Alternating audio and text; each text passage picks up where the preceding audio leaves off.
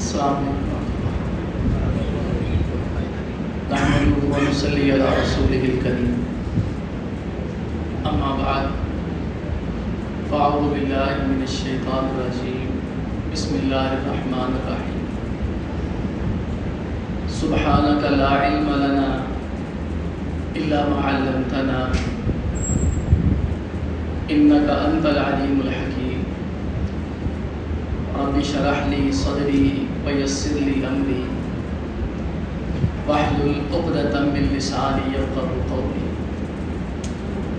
قال اللہ تعالی فی محکم تنزیلی یا ایھا الذین آمنوا من یرتد منکم عن دینہ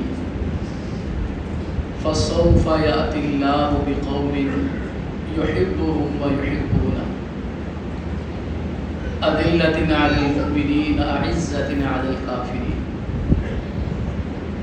يجاهدون في سبيل الله ولا يخافون لومة لائم ذلك فضل الله يؤتيه من يشاء. محترم بھائیو، عزیز بزرگوں اور دوستوں، سچی بات تو یہ ہے حضرت شیخ الحدیث علامہ ڈاکٹر عتیق الرحمان حفظہ اللہ کی موجودگی میں بولنے کا حوصلہ نہیں ہو رہا. خوف زدہ بھی ہوں، گھبرا بھی رہا ہوں کہ ایسی شخصیات کے ہوتے ہوئے میرے جیسے طالب علم کو سننا چاہیے، بولنا نہیں چاہیے. میں نے اسی لیے گزارش کی تھی کہ پہلے میری گفتگو ہو جائے تاکہ حضرت سے آنے سے پہلے میں چلا جاؤں. اب تشریف فرما ہے تو ان کی اجازت سے تھوڑی بہت گفتگو کروں گا. امید ہے کہ جو کمی کوتاہی رہ جائے گی چلے، اصلاح بھی ہو جائے گی. اللہ تعالیٰ ان کو صحت دے اور ان کا سایہ ہمیشہ تا دیر ہمارے سروں پہ قائم رکھے. عنوان خلافت کے حوالے سے ہے تو خلافت کی اہمیت اور ضرورت بہت زیادہ ہے. سربراہ کے بعد بغیر گھر نہیں چلتا. اسی دور میں ہمارے ہاں ایک رواج ہوتا تھا، جب گھر کا بڑا والد فوت ہو جاتا تو کچھ دنوں کے بعد جو نسلی اور خاندانی لوگ ہوتے تھے وہ کچھ دنوں کے بعد ایک نشست بلاتے، اہل خانہ سارے جمع ہوتے تو بڑے بھائی کے سر پہ پگڑی پہنا دیتے اور یہ کہہ دیا جاتا تھا کہ آپ اب ہمارے بڑے ہیں، آپ جو فیصلہ کریں گے ہمیں منظور ہے.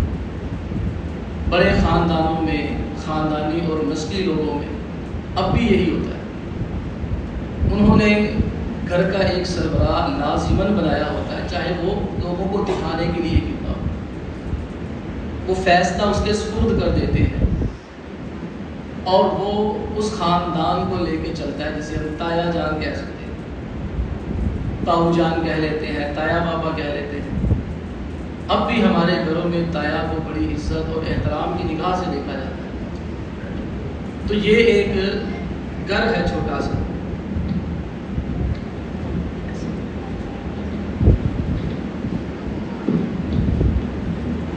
ایک گھر جس میں چند افراد ہوں وہ بغیر سربراہ کے نہیں چل سکتا. تو اتنی بڑی امت خلیفہ کے بغیر کیسے چلے گا؟ تو خلیفہ کا انعقاد ضروری تھا. اللہ کے پیغمبر علیہ السلام نے بھی احادیث کے اندر ارشاد فرمایا تھا کہ جو بندہ بھی چند لمحات ایک دن بھی کسی کی بیعت کیے بغیر گزارے گا اور مر گیا تو جاہلیت کی موت مرے گا. یہی وجہ تھی داستانیں بنانے والے بڑی بڑی نامناسب داستانیں بناتے ہیں۔ یہی وجہ تھی کہ اللہ کے پیغمبر علیہ الصلوۃ والسلام کی میت پڑی ہوئی تھی، لیکن جب صحابہ کو کسی نے خبر دیا، ابوبکر صدیق رضی اللہ تعالی عنہ کو یہ پتہ چلا کہ ثقیفہ بنی ساعدہ میں انصار رضی اللہ عنہ مجمعین تشریف فرما ہے، جمع ہے، اور وہ اسی مسئلے کو ڈسکس کر رہے ہیں کہ آنے والے دنوں میں امارت کا نظام، خلافت کا نظام یہ کیسے چلے گا۔ اپنے بارے میں وہ اللہ کے حبیب علیہ الصلوۃ والسلام سے وقتاً فوقتاً ارشاد بتا چکے تھے کہ آپ کے بعد ہمارا کیا ہوگا۔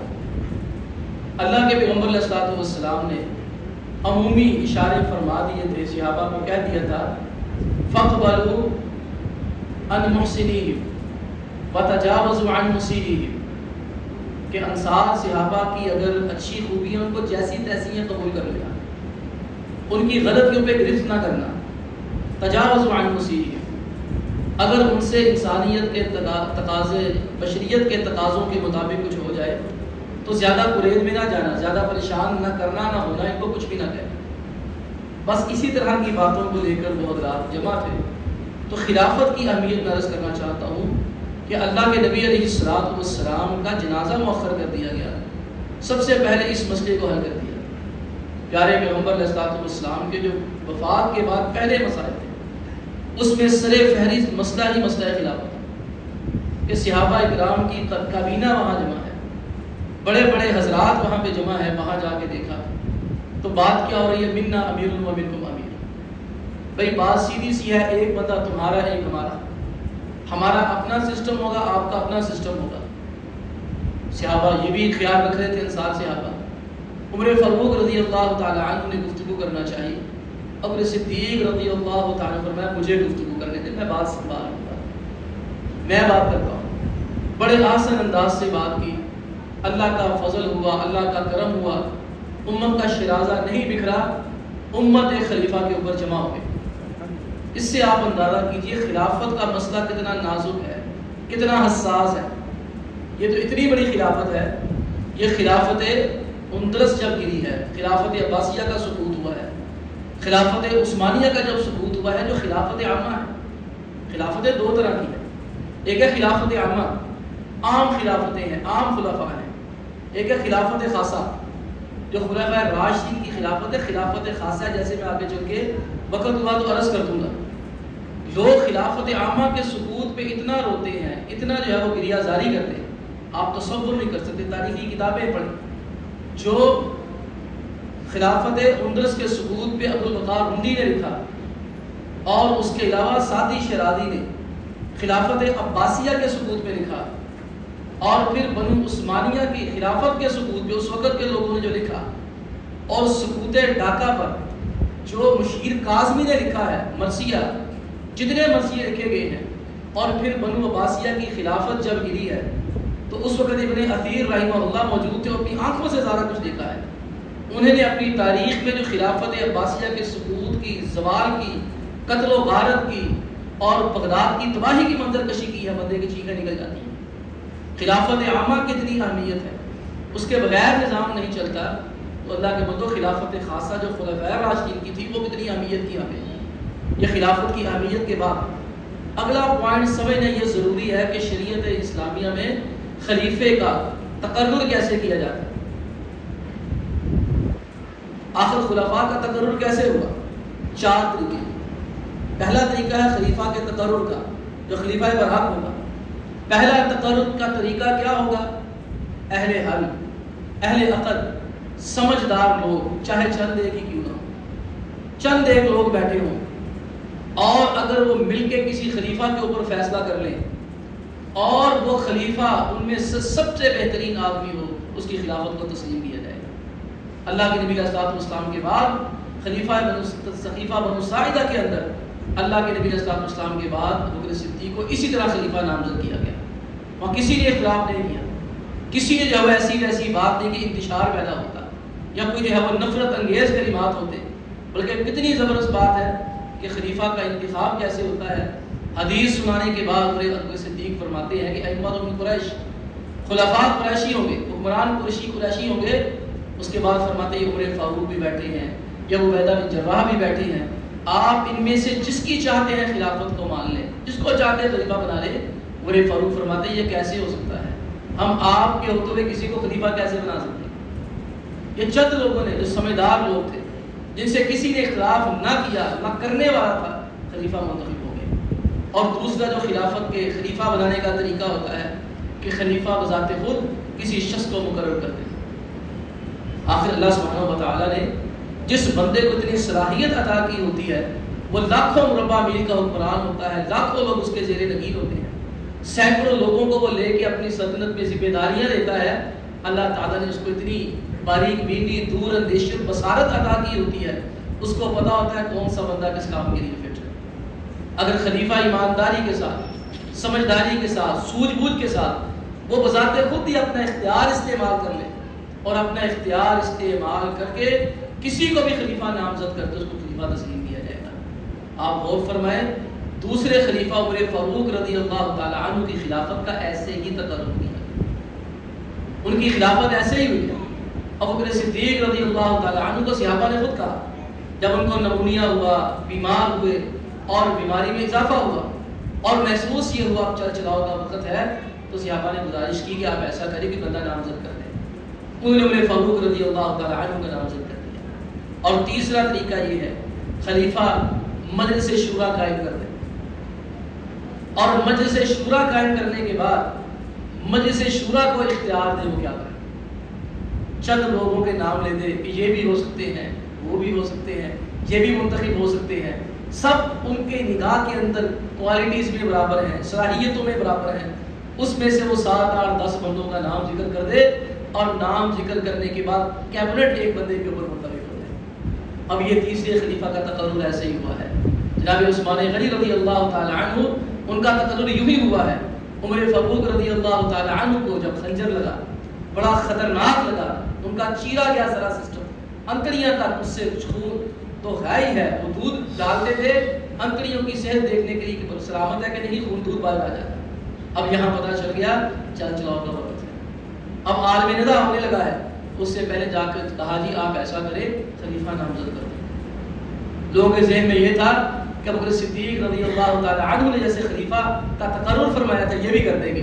فرمایا لگے میرے پاس دونوں مثالیں ہیں، اگر چاہوں تو میں کیا کروں، ابو بکر صدیق کا طریقہ اپناتے ہوئے نامزد کر دوں، اگر میں چھوڑوں تو پھر بھی کوئی مسئلہ نہیں. نبی کریم علیہ الصلوۃ والسلام نے واضح طور پر کسی کا تعین نہیں فرمایا تھا. یہ بات کہی، لوگوں نے پھر کہا تو پھر جناب 6 لوگوں کا تعین کر دیا. میں اگر وہ ایک بندہ ہوتا نا، 2 3 بندوں کے نام لے کر میں وہ ہوتے زندہ تو میں ان کو بناتا. 7 بندے اس وقت اشرا مشرا میں سے زندہ تھے. فرمائے لگے سعید بن زید کو نکال دینا، یہ میرے بہنوئی ہیں، ان کو نہیں بنانا. باقی 6 بندے ہیں، ان 6 بندوں میں سے جو تمہیں مناسب لگے بنا لینا. 6 بندوں میں سے ہر بندہ اس نے کہا میں نے نہیں بننا، میں اس کے حق پہ دستبردار ہوتا ہوں. باقی رہ گئے 3، عبد الرحمن بن عوف رضی اللہ تعالی عنہ، جناب عثمان غنی رضی اللہ تعالی عنہ، جناب علی مرتضیٰ حیدر کرار رضی اللہ تعالی عنہ. عثمان غنی رہ گئے اور جناب علی بن ابی طالب رہ گئے، عبد الرحمن بن عوف رہ گئے. اب عبد الرحمن بن عوف ذات خود نہیں بنتے، وہ دونوں بزرگوں کو فرماتے ہیں کہ میں جو فیصلہ کروں گا آپ نے منظور کرنا ہے. اتفاق رائے ہو گیا، جو فیصلہ کریں گے منظور ہے. 3 دن تک مسلسل، 3 دن تک عبد الرحمن بن عوف ٹھیک طرح سوئی نہیں روایات کے مطابق. 3 دن تک وہ فرماتے ہیں مسلسل 3 دن تک میں نے ہر مسجد نبی کے نمازی سے پوچھا، میں مدینہ کے گلیوں کوچوں میں گیا، میں نے دروازوں پہ دستکیں دی، بزرگوں سے پوچھا جو مسجد حاضر نہیں ہو سکتے تھے، وہ پردہ نشین بیویاں جو گھروں سے باہر نہیں آتی انہیں پوچھا، اور اس کے علاوہ میں نے نوجوان بچوں سے، لوگوں سے پوچھا. سب نے یہی کہا کہ آپ صرف عثمان غنی رضی اللہ تعالی عنہ کا نامزد کریں. 2 صحابہ عمار بن یاسر رضی اللہ تعالی عنہ، مقداد بن اسود رضی اللہ تعالی عنہ، یہ دونوں جناب علی مرتضیٰ کے جگری دوست ہیں. یہ دونوں بزرگ نہایت ان کے ساتھ محبت ہے علی مرتضیٰ رضی اللہ تعالی عنہ کی. عمار بن یاسر، ایک مواقعات ہوئی ہے مکہ میں، ایک مواقعات ہوئی ہے مدینہ میں. جو مکہ میں مواقعات ہوئی تھی اس میں عمار بن یاسر اور علی مرتضیٰ کو آپس میں بھائی بنایا گیا تھا. بڑی ان کے ساتھ محبت تھی، بڑی چاہت تھی. مقداد کے ساتھ بڑی چاہت تھی، اتنا تعلق تھا، اتنی وابستگی تھی. علی مرتضیٰ رضی اللہ تعالی عنہ جو مسئلہ خود نہیں دریافت فرما سکتے تھے، وہ مقداد کو کہتے ہیں مقداد آپ جا کے مجھے پوچھ کے بتا دیں، مجھے پوچھتے ہوئے شرم و حیا آتی ہے، میں آپ علیہ السلام کا دماد ہوں، ایسا مسئلہ پوچھنا مجھے ہمت نہیں ہوتی، تم جا کے پوچھ لو۔ اتنی جو ہے وہ اتنے کلوز آپس میں فرینڈ تھے۔ ان دو بزرگوں نے کہا کہ جناب عبدالرحمن بن عوف نے دونوں شخصیات کو بلا کر کہا کہ آپ حضرات دونوں نے میری بات پہ متفق ہونا ہے، ہاں جی ہونا ہے، جو کہوں گا مانیں گے نا، بالکل مانیں گے۔ پھر کہنے لگے بھائی میں نے ہر بندے سے پوچھ لیا ہے، علی مرتضیٰ کو مخاطب کر کے فرمایا ما یعدلون عن عثمان، علی میں نے ہر شخصیت سے پوچھ لیا ہے، ہر بندے سے میں نے پوچھ لیا ہے، ہر بندہ دو کی سوا یہی کہتا ہے خلافت کے حقدار جناب عثمان غنی رضی اللہ تعالیٰ عنہ۔ یہ تیسرا طریقہ خلافت کا کہ شورا بنے، شورا میں سے ایک بندہ نامزد ہو، وہ بندہ جو ہے وہ پھر جا جا کے لوگوں سے مشورے لے، رائے لے، اپنی ثوابدید کی بنیاد پہ فیصلہ کرے۔ اور چوتھا خلیفہ جسے عربی زبان میں طریقۃ الاستیلاء کہتے ہیں کہ حالات ایسے گمبھیر ہو جائیں، حالات ایسے پریشان کن ہو جائے، خلیفہ کی ضرورت پڑے گی۔ اور ہمارے پاس یہ طریقہ تین موجود نہیں ہے، نہ مجلس سے شورا ہاتھ لگانے کو تیار ہے، اور خلیفہ ایسا اچانک ہی ان کو جو ہے وہ دنیا سے رخصت ہونا پڑ گیا ہے، عثمان غنی کی طرح اچانک ہی شہادت ہو گئی ہے، سانحہ بہت بڑا ہو گیا، حالات میں گڑبڑی پیدا ہو گئی ہے۔ ایسے وقت کے اندر چند لوگ ہی، جب کوئی بندہ بھی اٹھ کر بذات خود بھی خلافت کا دعویٰ کر دے اور خلافت کا مستحق ہے اور اس سے افضل کوئی بندہ موجود نہیں، وہ بندہ خلافت کا مستحق ہے۔ یعنی خلیفہ وہ بنے گا ایسے دور میں جب حالات ایسے کشیدہ ہو جائیں اور کوئی مجلس شورا بھی آگے ہاتھ نہ لگائے اور کوئی خلافت کا نامزد بھی نہ کر سکے، کوئی کمیٹی بھی نہ بن سکے، خلافت کی کرسی خالی پڑی ہے۔ ایسے وقت کے اندر امت کی بحالی کے لیے وہ شخص، جب طریقۃ الاستیلاء ہوتا ہے نا، جب ایسے معاملات ہوتے ہیں بے چینی کے، بے قراری کے، اس وقت پھر یہ طریقہ دو طرح ہوتا ہے۔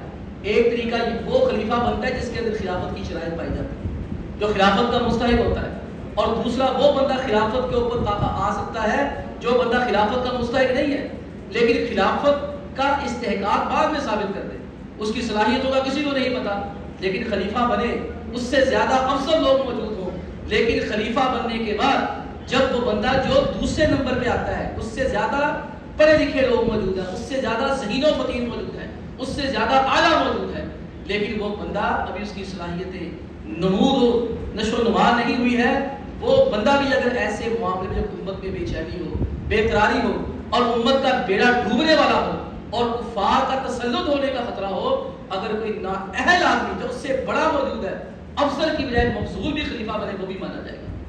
یہ طریقہ الاستیلاء ہے، علی مرتضیٰ پہلی مثال ہے، اس وقت دنیا میں ان سے بڑا بندہ کوئی نہیں تھا۔ یہ ہمارا اجماع امت ہے، اتفاق رائے ہے، جب اس علی مرتضیٰ خلیفہ بنے تھے اس وقت دنیا میں ان سے زیادہ نیک آدمی دنیا میں زندہ کوئی نہیں تھا، اللہ تعالیٰ کے علاوہ صرف وہی تھے۔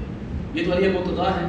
پھر وہ خلافت بنو عباسیہ، مروان کی خلافت، وہ دوسرے طریقے میں آتی ہے۔ مروان سے اعلیٰ لوگ موجود تھے، عبداللہ بن زبیر موجود تھے، دیگر حضرات بھی موجود تھے، لیکن مروان ان سے درجے میں بھی کم، علم میں بھی کم، عمل میں بھی کم، اور مروان ان لوگوں سے جو ہے وہ معاملات فہمی میں بھی کم تھا، لیکن جب وہ آ گیا سیٹ پہ بیٹھ گیا، اس سے پھر نظام چلا کے دکھایا۔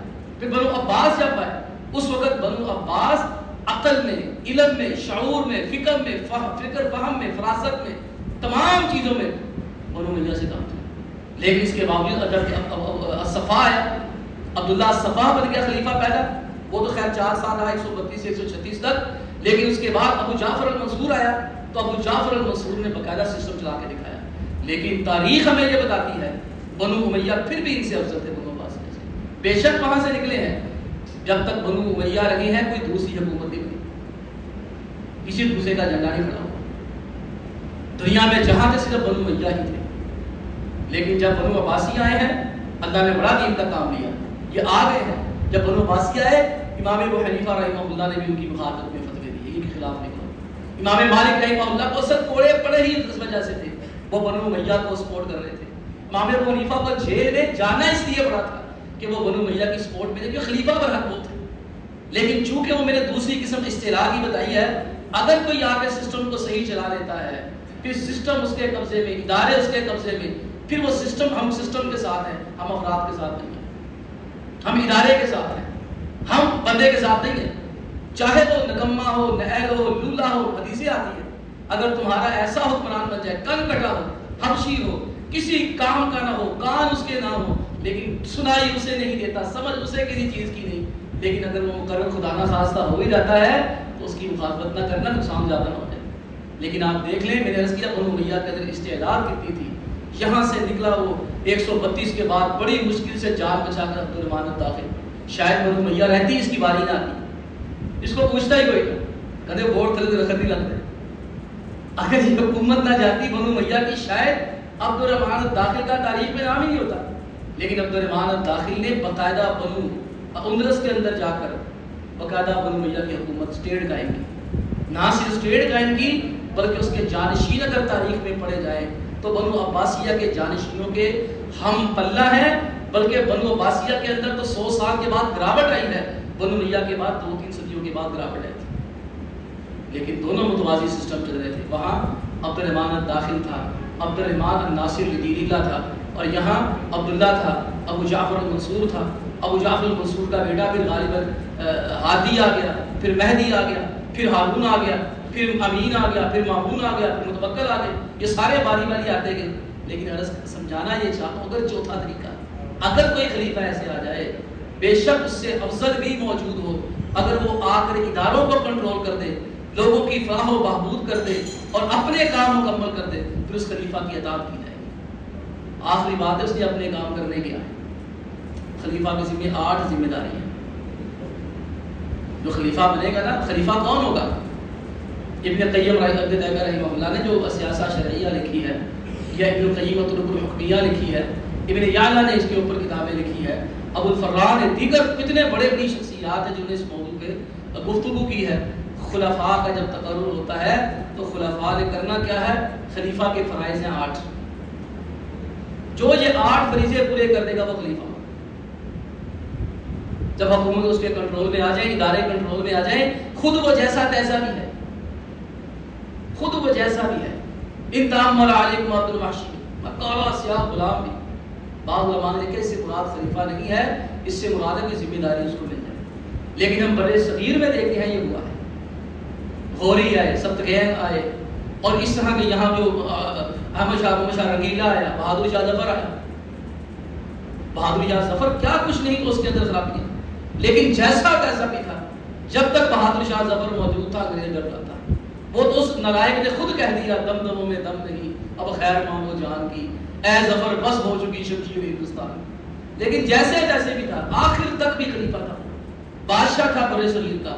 اس کو اتنا کہا گیا تھا حضور آپ صرف گھوڑے پہ بیٹھ جائیں، آپ کچھ بھی نہ کریں، آپ گھوڑے پہ بیٹھ کے، پالکی میں بیٹھ کے، ہاتھی پہ بیٹھ کے دلی کے ایک دفعہ محل سے باہر آ جائیں، پوری قوم باہر کھڑی ہے، آپ کو دیکھ کے سارے تیار ہو جائیں گے۔ خلیفہ کو کیوں نہیں مارتے تھے؟ یہ بڑے بڑے جو لوگ جب خلفاء کو، عباسیہ کو، بنو عباسیہ کو کنٹرول میں لیتے تھے، یہ خلیفہ کو کیوں نہیں مارتے تھے؟ خلیفہ کو کیوں نہیں کچھ کہتے تھے؟ ان کو خلیفہ کے تقدس کا پتہ تھا۔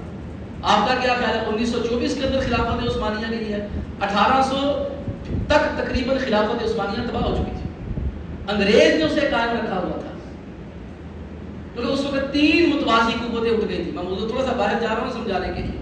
اس دور میں 1800 میں 3 متوازی قوتیں اٹھ چکی تھی، اگر وہ اٹھ جاتی تو خلافت کا نظام دوبارہ کھڑا ہو جاتا۔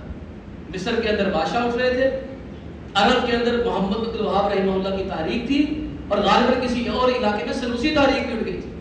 انگریز ان تینوں تحریکوں کو بڑے غور و فکر سے دیکھ رہا تھا، برٹش امپائر۔ انہوں نے سہارا دے دے کر بر صغیر کے اندر بھی جان بوجھ کے مغلوں کو سہارا دیا کہ شاہ ولی اللہ کی تحریک کامیاب نہ ہو جائے، جان بوجھ کے سہارا دیا، اور جان بوجھ کر بنو عثمانیہ کو سہارا دیا، کہیں وہابی تحریک، کہیں سنوسی تحریک، کہیں بادشاہوں کی تحریک، کہیں آل رشید کی تحریک کامیاب نہ ہو۔ اس لیے خلیفہ کو خود بھی سہارا دیا جاتا ہے۔ لیکن بہرحال خلیفہ کے مسالے ہیں، اس کے کام ہیں، پہلے اس کی ذمہ داری یہ ہے دین کا قائم کرنا۔ خلیفہ آ جائے دین کا نظام قائم کرے گا، دین قائم کرے گا۔ دین کیا قائم کرے گا؟ وہ اللہ کا بندہ خلیفہ بننے کے بعد مرتدین کو پکڑے گا، زندیقوں کو پکڑے گا، پہلا کام۔ دوسرا کام ہے ارکان اسلام، توحید و رسالت، نماز، روزہ، حج، زکوٰۃ، یہ کام کرے گا، یہ کتابوں میں اس کی ذمہ داری ہے۔ تیسرا خلیفہ کا کام ہے دینی تعلیم، دینی تعلیم کی نشر و اشاعت کرے۔ چوتھا کام ہے دیندار شرعی قاضیوں کا تقرر کرے۔ پانچواں کام ہے سرحدوں کی حفاظت کرے۔ دفاعی نظام مضبوط بنائے۔ چھٹا کام اس کا یہ ہے جب وہ نظام قائم ہو جائے، محفوظ ہو جائے، اپنا دفاعی سسٹم بڑا شاندار ہے، پھر دفاع کر کے جہاد کر کے وہ کیا کرے؟ دیگر ممالک کو فتح کرے۔ اور اس کا 7واں کام یہ ہے جزیہ اور خراج لے۔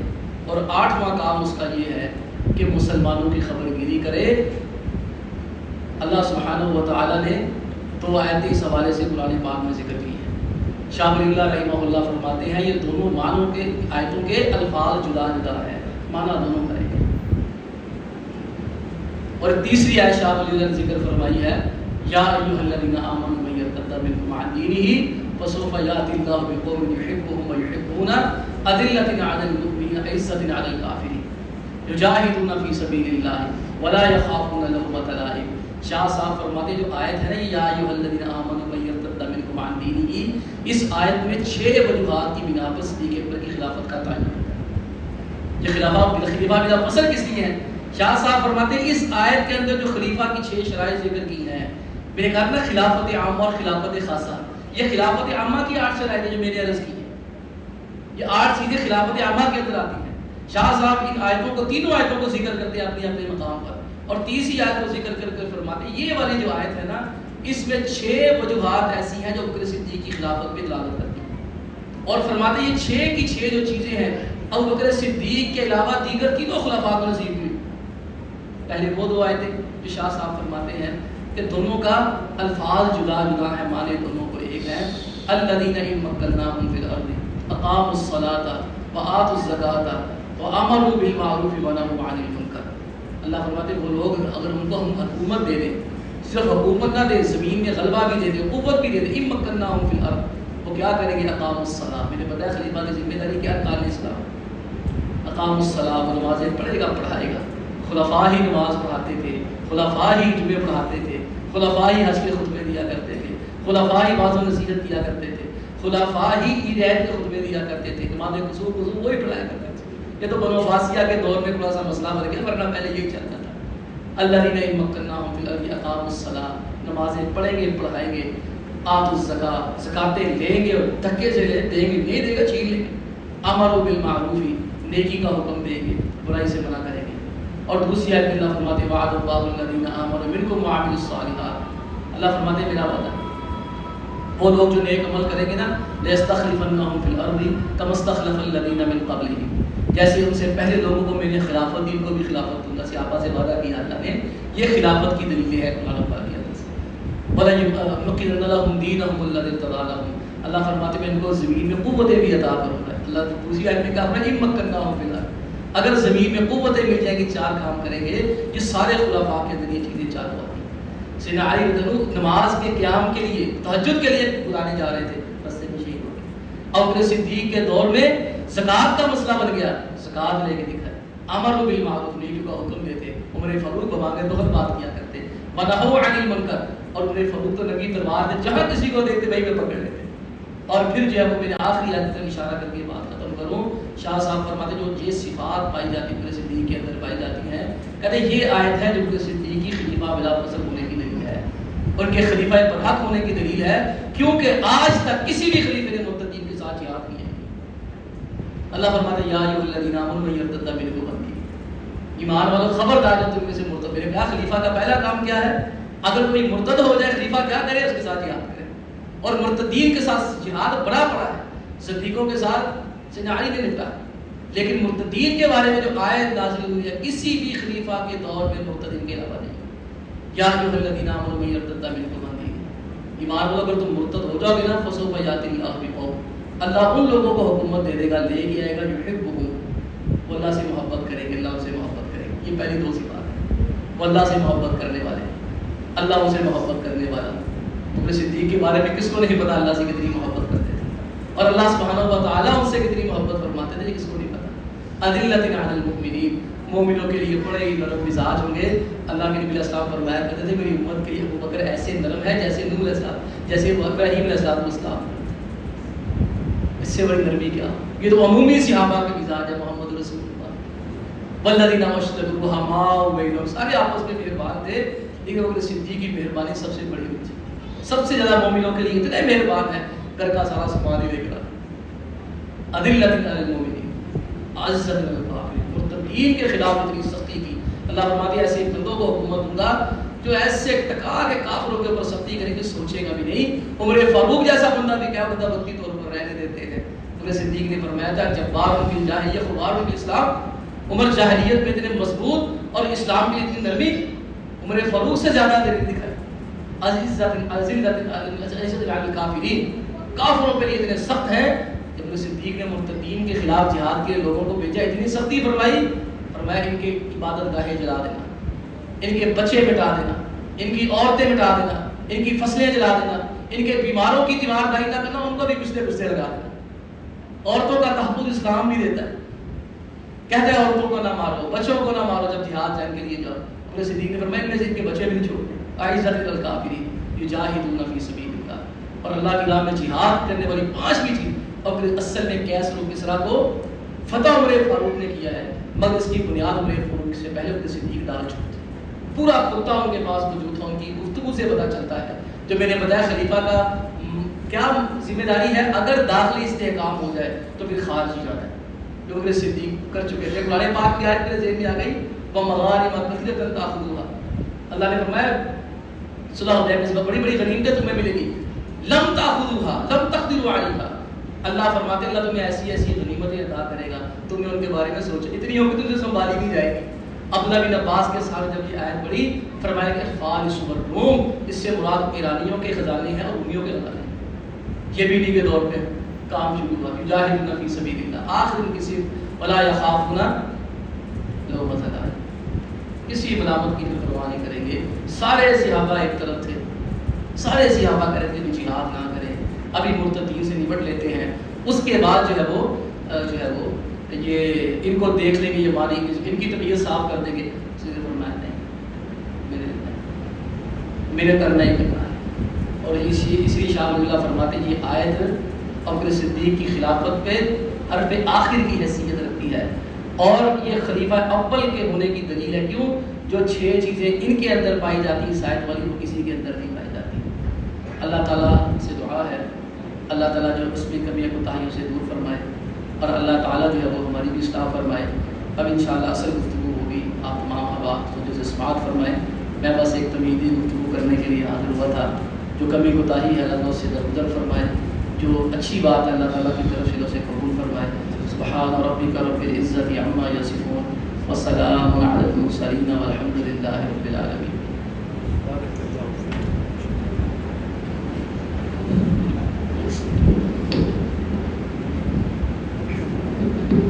جزاکم اللہ خیر و احسن الجزاء۔